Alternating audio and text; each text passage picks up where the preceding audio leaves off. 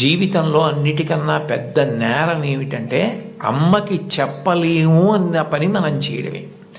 ఏ పని మనం చేస్తామో అది అమ్మకి చెప్పగలగాలి. మీరు ఏ పని చెయ్యండి, ఇది అమ్మకి నేను చెప్పలేను అన్న పని మీరు జీవితంలో ఎప్పుడూ చెయ్యకూడదు. భగవంతుడెంతో అమ్మ అంతే. మీరు మహాత్ములైన వారి ఎవరి జీవిత చరిత్ర పరిశీలించండి.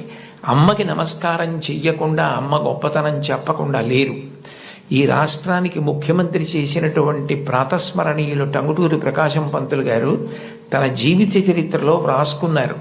తాను మిడిల్ స్కూల్లో ప్రవేశించినప్పుడు 3 రూపాయలు జీతం కట్టలేకపోతే 25 మైళ్ళ దూరం నడిచి వెళ్ళి వాళ్ళ బావగారిని అప్పడిగితే ఆయన దగ్గర కూడా డబ్బు లేకపోతే మళ్ళీ 25 మైళ్ళు వెనక్కి తిరిగి వచ్చి, అమ్మ అప్పు దొరకలేదు, బావగారికి దగ్గర కూడా లేవుట, నేను చదువు మానేస్తానంటే అప్పటికి ఆ తల్లికి ఉన్నది ఒకే ఒక్క పట్టు చీర.